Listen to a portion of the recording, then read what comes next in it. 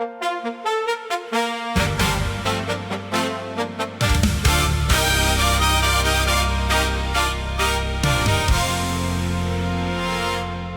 learned to read the signs by now, not the obvious ones, the ones that take the years. The particular way your heart moves towards something, the particular way it pauses when something isn't clear. Not reading it without permission, it's not what I mean, but the knowledge that comes from genuine attention, from being close enough, long enough to understand the language past the surface of intention. And what I found in the learning of that language is something I didn't expect when I began. That your heart navigates by something real and steady, by more than feeling, by a kind of plan.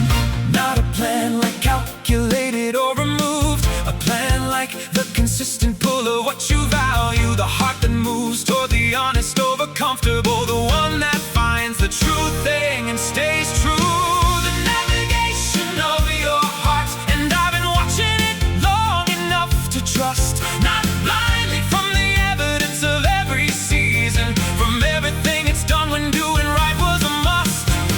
The navigation of your heart, the way it finds the thing worth finding through the noise, the particular compass of what you move toward, the direction underneath the circumstance and voice. I follow it, not because I can't find north alone, because the navigation of your heart has led me somewhere I recognize as home. I've watched it navigate the complicated, the moments where the right thing wasn't obvious or clear, and what your heart did consistently was something it moved toward what was honest, even when the honest cost it dear.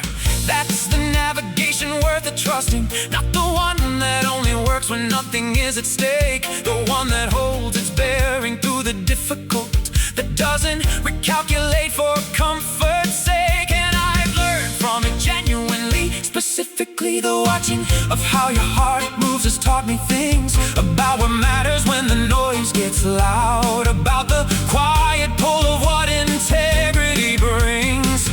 Not a plan like calculated or removed, a plan like the consistent pull of what you value, the heart that moves toward the honest over comfortable, the one that finds the true thing and stays true. The navigation of your heart, and I've been watching it long enough to trust, not blindly from the evidence of every season, from everything it's done when doing right was a must. The navigation of your heart, the way it finds the thing worth finding through the noise, the particular compass of what you move toward, the direction underneath the circumstance and voice. I follow it, not because I can't find north alone, because the navigation of your heart has led me somewhere I recognize as home. Navigation requires knowing where you are before you can determine where you're going, and your heart has always known that, the honest accounting of the actual before the reaching for the ideal. That's the rarest kind, the one that doesn't skip the knowing in the hurry to arrive. That's what I've learned from following it. That's what it taught me about how to move through anything. The navigation of your heart, and I've been watching it long enough to trust, not blindly from the evidence of every season, from everything it's done when doing right was a must. The navigation of your heart, the way it finds the thing worth finding through the noise, the particular compass of what you move toward, the direction underneath the circumstance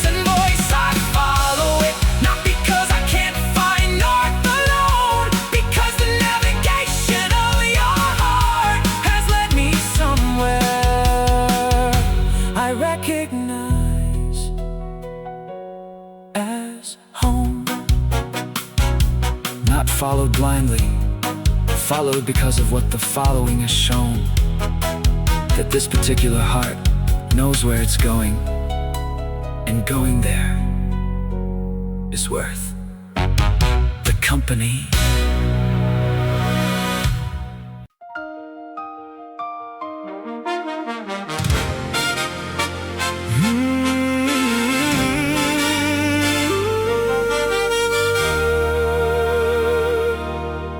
There are days when the words of others don't quite land, when what's offered, however kind, stays on the surface. And I've learned not to fault that. It's not anyone's failing. Some distances between people resist the purpose. And then there's yours, the particular way it arrives when things are hard. Not around the difficulty, but through it. Not past the real, but right into the art. Something in the grain of it that reaches differently, that finds whatever's actually there beneath the managed. Not because you try harder than the others, because something in your voice was never quite as bandaged. Not solace like it fixes what is broken, solace like it meets me where the broken actually lives. Not the comfort that pretends the hard thing isn't, the kind that simply stays inside whatever the hard thing gives. Your voice is my solace, not the word as it gets used for almost anything. The specific kind, the kind that reaches the unreachable, the kind that finds me in the middle of the hardest ring. Your voice is my solace, not because it says the things that make the difficult untrue, because it stays present, warm and actual, because the sound of it reminds me I'm not moving through alone with you. Not fixed, not resolved. Your voice is my solace, and that, just that, is what I needed all along. I've noticed what it does in specific moments, not the grand ones, the ones that catch me off my guard. The ordinary, difficult, the slow accumulation, the kind of hard that doesn't have a name but still is hard. And your voice arrives into those moments, not always with the answer or the perfectly said thing, sometimes with nothing more than being there, the particular warmth of what your presence brings. And that the being there inside the sound of you is the solace I keep finding when I need it most. Not the solution, not the resolution, the company that matters when the going's close. Not solace like it fixes what is broken, solace like it meets me where the broken actually lives. Not the comfort that pretends the hard thing isn't, the kind that simply stays inside whatever the hard thing gives. Your voice is my solace, not the word as it gets used for almost anything. The specific kind, the kind that reaches the unreachable, the kind that finds me in the middle of the hardest ring. Your voice is my solace, not because it says the things that make the difficult untrue, because it stays present, warm and actual, because the sound of it reminds me I'm not moving through alone with you. Not fixed, not resolved. Your voice is my solace, and that, just that, is what I needed all along. Solace isn't the removal of the weight, it's the company that makes the weight more possible to carry. Not lighter, share, not gone, company, and your voice does that. Not by being perfect, by being genuinely there, which turns out to be the only kind of solace that actually works. Your voice is my solace, not the word as it gets used for almost anything. The specific kind, the kind that reaches the unreachable, the kind that finds me in the middle of the hardest ring. Your voice is my solace, not because it says the things that make the difficult untrue, because it stays present, warm and actual, because the sound of it reminds me I'm not moving through alone with you. Not fixed, not real. loss, and just that is what I needed all along. Not the answer, not the resolution, just there in the sound of you, which is enough.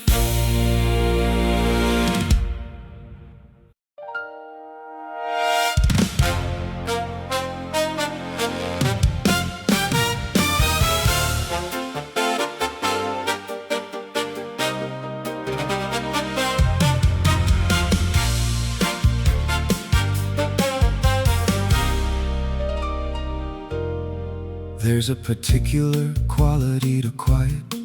Not all quiet is the same, I've learned.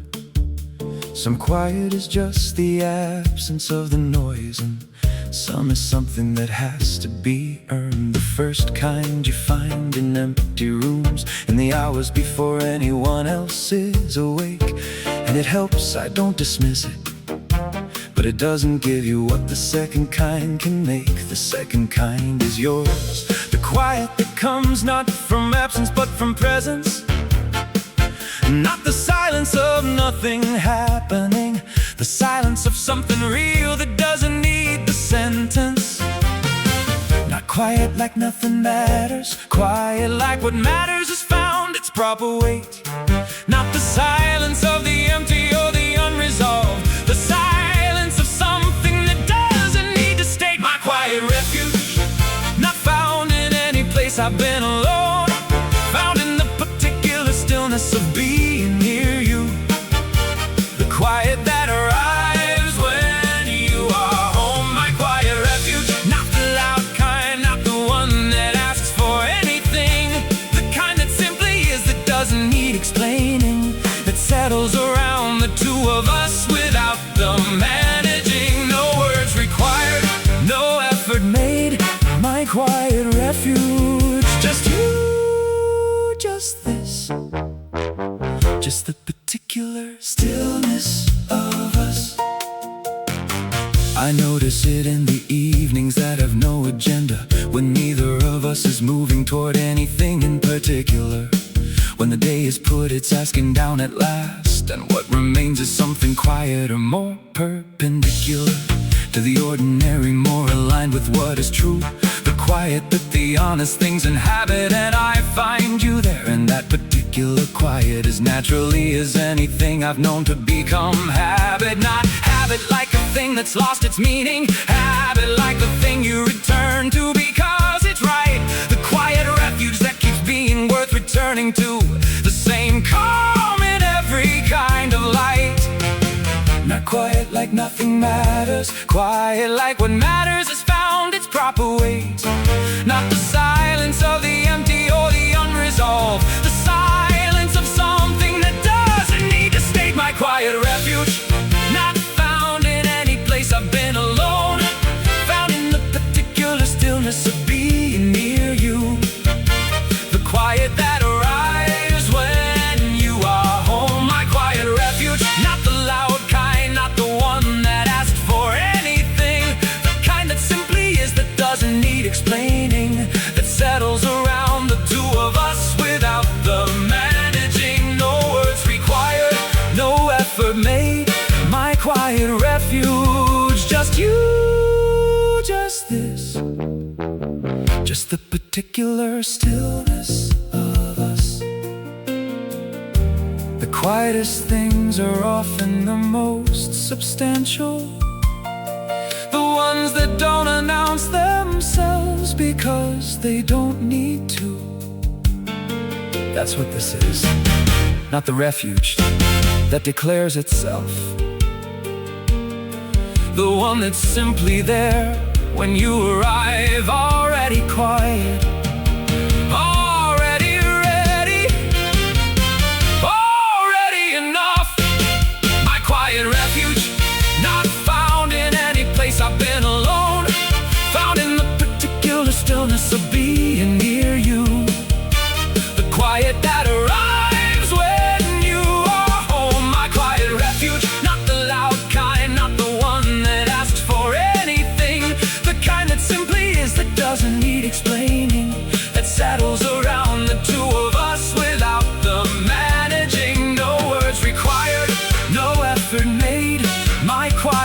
refuge, just you. Just this, just the particular stillness of us. Not the empty quiet, not the absence kind, the full kind, the kind that comes from something real.